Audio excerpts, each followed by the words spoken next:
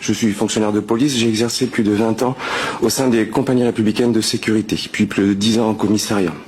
Ce que je vais exposer n'est ni une prise de position politique, ni un témoignage militant. Il s'agit d'un retour d'expérience professionnelle fondé sur des faits précis concernant la manière dont l'institution traite les signalements de manquements graves à la déontologie.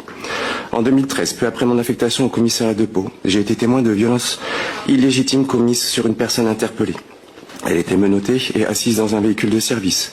Au fil du temps, j'ai pu être confronté à d'autres comportements non professionnels. J'ai rendu compte à ma hiérarchie, mais cela n'a fait qu'accentuer ma mise à l'écart du groupe. Alors chef de brigade et en désaccord avec ces comportements observés et sans le soutien de ma hiérarchie que j'ai informé à plusieurs reprises, j'ai commencé à avoir des soucis de santé. J'ai demandé à quitter la brigade dont j'avais le commandement, ce qui n'a pas été chose facile. En 2017, alors que j'étais affecté à des tâches administratives sans poste de travail, je me suis consacré à la préparation du concours interne d'officier de police. À cette même période, j'ai été convoqué par un commissaire qui s'interrogeait sur la possibilité d'employer davantage mes capacités opérationnelles et m'a proposé d'intégrer un service d'intervention. J'y ai de nouveau constaté des pratiques non déontologiques et j'ai été témoin de violences illégitimes. Je me souviens de cet homme en situation de vulnérabilité et alcoolisé, menotté, qui a été frappé dans le véhicule de service pendant son transport à l'hôpital car il postillonnait. Ou encore de cet adolescent, suspecté et recherché pour un vol par effraction, caché dans un buisson, qui après avoir été menotté s'est vu asséner des coups au visage et des coups de pied dans le bassin. L'auteur des coups au visage étant mon supérieur hiérarchique, je lui ai demandé d'assumer son comportement et d'en informer la hiérarchie, ce qu'il n'a pas fait. Alors j'ai décidé d'informer et d'alerter l'officier sur les violences illégitimes de ses comportements non déontologiques. Il m'a répondu d'arrêter de faire des vagues et de rester à ma place. Une dizaine de jours se sont écoulés avant que je sois à nouveau témoin de violences. Je ne serai pas épargné par celle-ci car j'ai personnellement été victime d'une agression physique sur la voie publique de la part d'un fonctionnaire de police. J'ai reçu l'ordre de ne pas mentionner l'ensemble de ces violences dans la procédure d'interpellation. Lorsque j'ai signalé les faits à ma hiérarchie, les conséquences ont été immédiates. Refus d'examen médico-judiciaire malgré mes blessures, retrait de la voie publique, isolement professionnel. J'ai été le seul relevé de mes fonctions. Une première enquête administrative effectuée par le commandant de la sûreté départementale a pourtant conclu à l'existence de violences illégitimes commises par des personnes dépositaires de l'autorité publique, notamment en s'appuyant sur les déclarations de l'interpellé qui corroboraient mes dénonciations. Malgré cela, l'inspection générale de la police a engagé une enquête qui m'a semblé à charge contre moi, par exemple, de la non prise en compte des caméras de vidéosurveillance et de témoignages de certains de mes collègues soucieux de faire respecter le code de déontologie des fonctionnaires de police. L'IGPN qualifiera mes déclarations comme étant fantaisistes, face à un groupe de fonctionnaires fédérants autour d'une même version. Sur cette base, le parquet a requalifié les faits dénoncés en dénonciation calomnieuse, dénonciation de délits imaginaires et violence volontaire sur personnes dépositaires de l'autorité publique. Le fonctionnaire initialement mis en cause a ainsi bénéficié, pour la troisième fois consécutive, d'une requalification des faits initiaux alors qu'il était accusé de violences illégitimes. J'ai été relaxé en première instance, puis définitivement par la Cour d'appel de Pau en décembre 2020. La Cour a confirmé le jugement et écarté les réquisitions du parquet qui demandait de la prison et une interdiction d'exercer la profession de policier. Malgré ces décisions judiciaires, la protection fonctionnelle m'a été refusée à plusieurs reprises. J'ai déposé plainte pour les violences subies et pour harcèlement.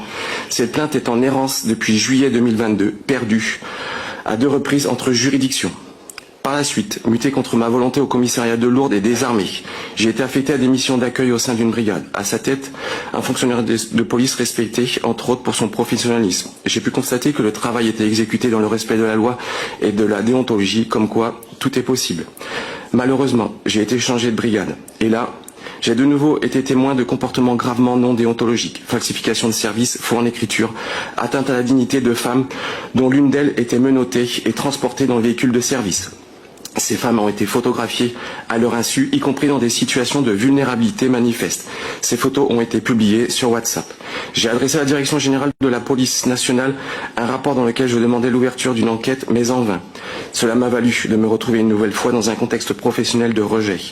J'ai été alors affecté à la prise de plainte, seul dans un bureau, jusqu'au moment où un fonctionnaire de police est venu s'en prendre à moi, sans en comprendre la raison, saisissant son arme et laissant présumer de son usage à mon encontre, ceci devant un plaignant.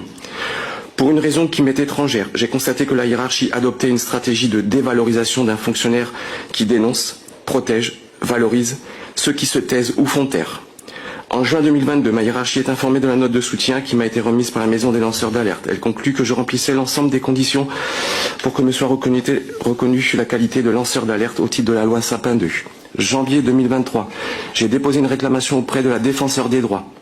Un an s'est écoulé avant de prendre connaissance des conclusions de cette entité indépendante qui a estimé que je faisais l'objet de mesures de représailles après avoir signalé des alertes dans les conditions prévues par la loi. Malgré de nombreux certificats médicaux apportés et la position de la médecine de prévention qui reconnaissait le lien de causalité entre ce que je vivais au sein de mon milieu professionnel et les répercussions sur ma santé, la médecine statutaire a toujours refusé de le reconnaître. Cela m'a même valu d'être placé en disponibilité d'office pour raison de santé par cette dernière, encore une mesure coercitive qui a eu pour conséquence de me priver de tous mes droits sociaux. Alors que cette décision de l'administration me plaçait dans une situation de précarité, avec un salaire autour des 900 €, le SGAMI ordonnait des recouvrements en sollicitant les services du Trésor. J'ai déposé une requête auprès du tribunal administratif afin de contester les titres de perception, mais l'administration des finances publiques procède actuellement à une saisie sur salaire sans attendre les jugements. Décembre 2024, le juge du tribunal administratif de Pau a reconnu des conditions de travail anormales et il a enjoint le préfet de la zone de défense et de sécurité d'annuler sa décision de m'avoir placé en disponibilité d'office pour raison de santé. Après plus d'un an, alors qu'un délai de 3 mois lui était donné, ce dernier n'a toujours pas exécuté le jugement. Nul besoin de vous préciser que ma carrière professionnelle s'est arrêtée dès lors que j'ai dénoncé par écrit les situations portant atteinte à nos concitoyens. Aujourd'hui encore, ma hiérarchie fait le nécessaire pour bloquer mon avancement. Ce que je décris ici n'est ni une affaire individuelle, ni une dérive isolée. C'est un mécanisme systémique. Plusieurs de mes collègues subissent ce système qui prospère en autarcie. Et lorsqu'un mécanisme empêche à la fois les citoyens d'être protégés et les policiers de signaler des abus, alors la question posée aujourd'hui est non seulement morale, mais également structurelle. Je vous remercie.